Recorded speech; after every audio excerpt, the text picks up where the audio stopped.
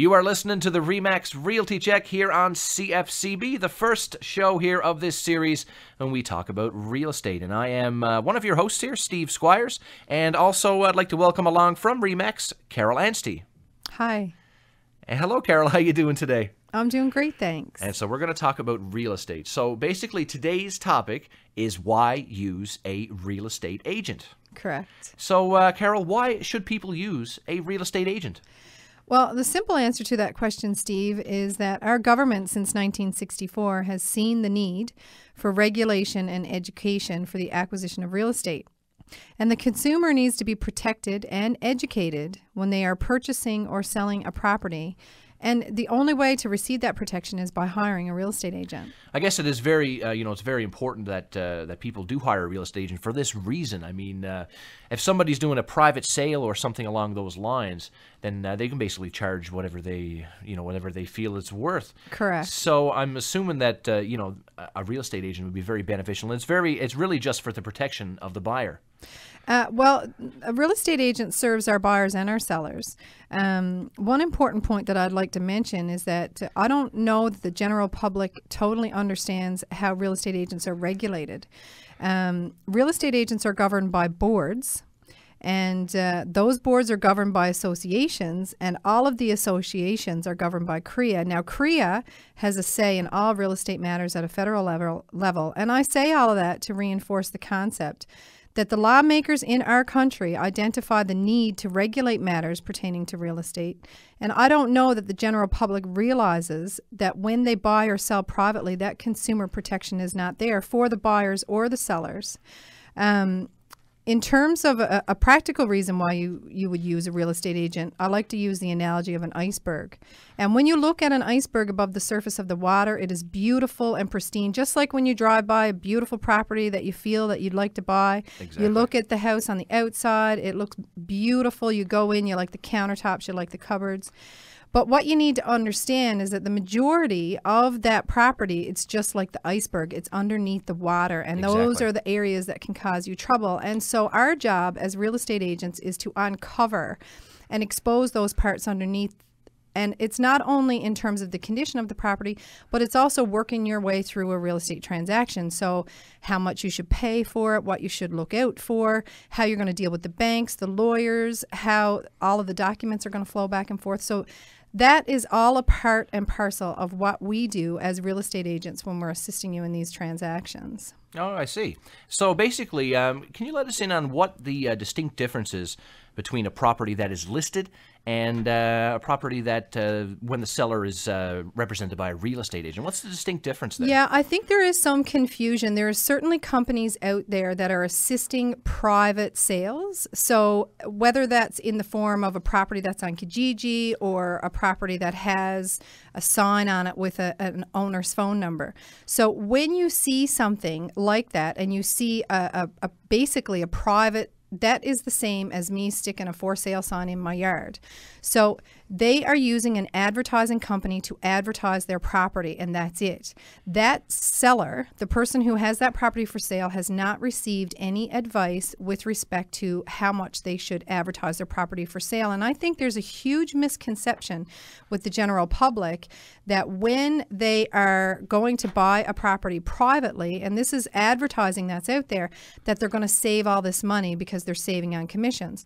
But what the buyer needs to understand is in that type of a situation, the seller is the person who's pricing the property. And lots of times when a seller gets ready to offer their property for sale, they are motivated by what they need to get out of that property. So maybe they're selling and they want to build a house, or maybe they're selling and they want to move into another market area. So when they're sitting down to decide, okay, what's the price I'm going to ask for my house, a big important factor that's played into that is what they actually need. Now, what they need and what that house is actually worth are two very different things. So when they haven't had that conversation with a real estate agent, where a real estate agent can say, well, you know, your property has these positive qualities, but it also has these negative qualities. So at the end of the day, they're putting the price on that property based on what they need. And the other element to that is we all know our stuff is worth more than what it actually is. Exactly. And we can all identify with that. So There is a perception that they're going into this sale and they're saving the real estate commissions, but what they're not understanding is the majority of the time when we as real estate agents are going in to list a property, we are always dealing with the situation where the vendor thinks that their property is worth more. It's not until we take them through that exercise of showing them, well, the house next door sold for this price, the one across the street sold for this price, that we can bring them to the realization that what they want and what it's actually worth are two different things. So typically when we go in and we've had that conversation with them, we usually always end up with a list price that's less than what they originally thought that house is worth. So they may not actually be saving themselves any money. In fact, they may be paying more because that person has not gone through that exercise of understanding what the market value of their property is. For sure. And what about the MLS system? We hear a lot about MLS in ads and stuff like that, but I'm not sure that everybody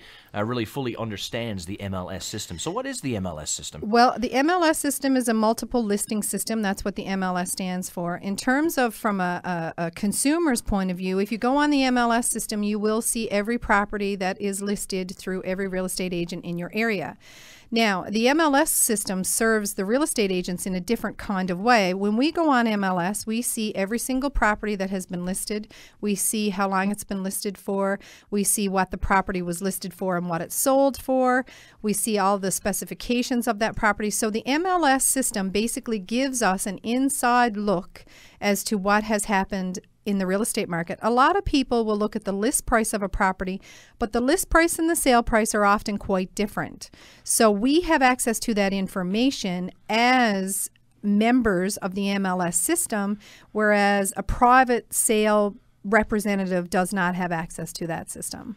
Got you. And so another benefit, of course, of a real estate agent is negotiation. Now, maybe you can tell us a little bit about the craft of negotiation. And negotiation is a craft. And I will tell you that I would bet that the majority of my real estate agents and real estate agents in the area were probably the worst children to parent because we are master negotiators. And what you have to understand about negotiation in a real estate transaction is typically there is an emotional attachment to somebody's property. For sure. They've raised their family there. They have many memories there. They've designed every part of the house. They know that there's plywood in the garage instead of some other type of building material. And exactly. So what happens is when a buyer and seller do not have any agency representation, those emotions get in the way of hammering out a deal. And a lot of times people will back away either from a sale or they'll back away from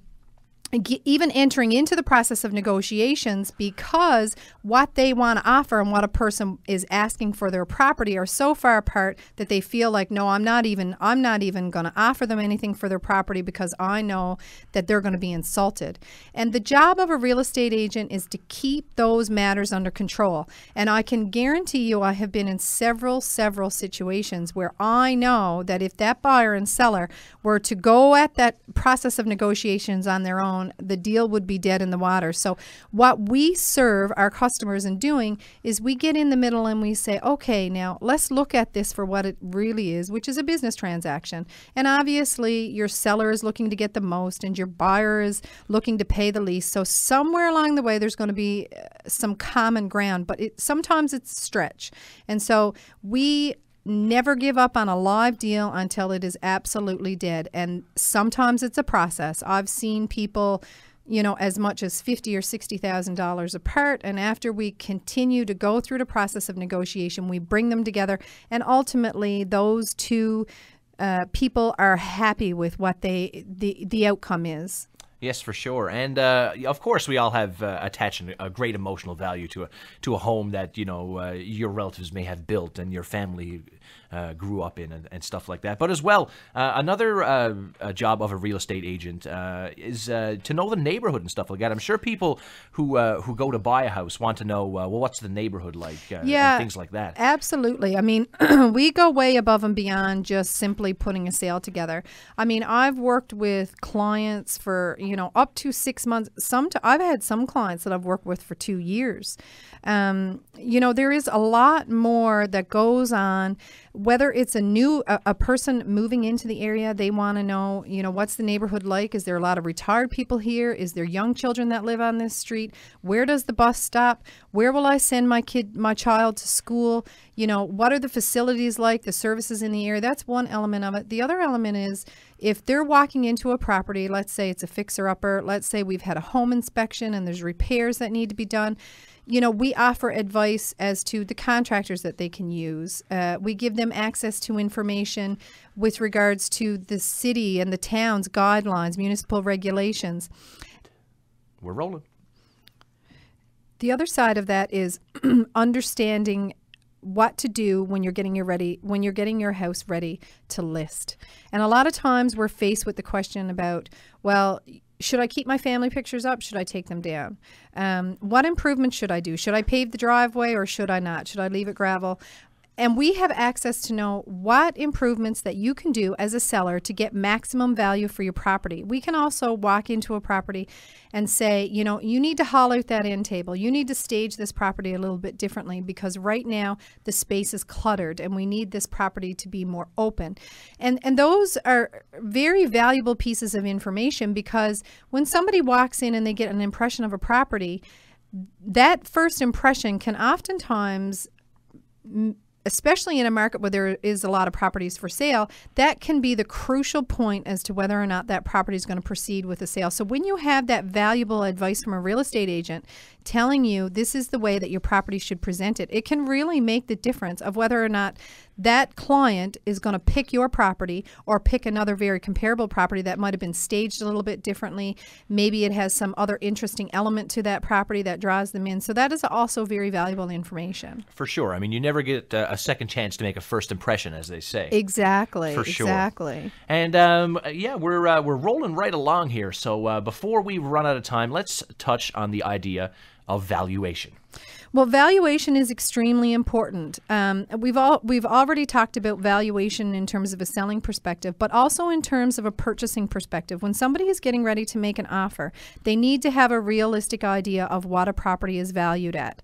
So when they're going in to the negotiating process, and obviously the reverse works. So a buyer often will think that a property is worth a lot less than what it actually is. When they sit down with a real estate agent, the real estate agent says, well, the house up the street sold for this price. So while you may feel it's not worth as much as what they're asking, or maybe it's worth a little less, this is how I can back that information up. So you can actually bring the seller the valuation information so that they can make an educated idea as to what they should pay. So it sort of serves on both ends of the transaction.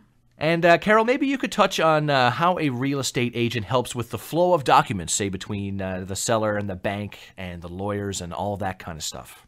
Yeah, I think lots of times when a buyer and a seller come together privately, there's a couple of things that can happen. One thing that can happen is sometimes the want to purchase does not always mean that they have the ability to purchase. So somebody walks into your home and they say, yeah, I want to buy it. But maybe they haven't yet gone to the bank, and maybe they have no idea what's required to actually purchase a property. They haven't signed a contract, they haven't made a down payment or a deposit to that seller.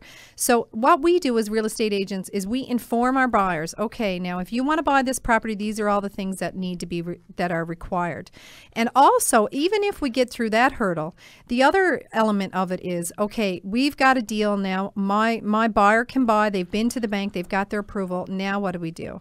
So also, I mean, you can contact the lawyer, you can get the purchase and sale agreement drafted up, but the banks require quite a bit of information with regards to the specifications on the property. And sometimes what happens is those private buyers, now they've got to try to get through the hurdle of getting all the information for the bank. So the real estate agent qualifies your buyer probably even before they walk in through the door. They have all the paperwork on hand. That paperwork goes right to their financing person. Once that approval is in place, it goes right to the lawyers, and there's a flow of documents, and the buyer or the seller aren't even involved in that part of it. They don't have to be bogged down with it. They don't have to be stressed out about it. So it takes all that stress away and makes that process that much more enjoyable. For sure. Well, that brings us just about to the end here. Time does fly when we're having fun, for sure. Absolutely. And we'll be back again next week, of course, at the same time here every Sunday for the RE/MAX Realty Check. Is there anything you'd like to say in closing there, Carol? I'd just like to thank all of our customers and all of the people that support us and are loyal to our businesses. We really appreciate everything that all of our customers do for us and how much they've helped us become successful. Thank you. And that was the RE/MAX Realty Check here on CFCB.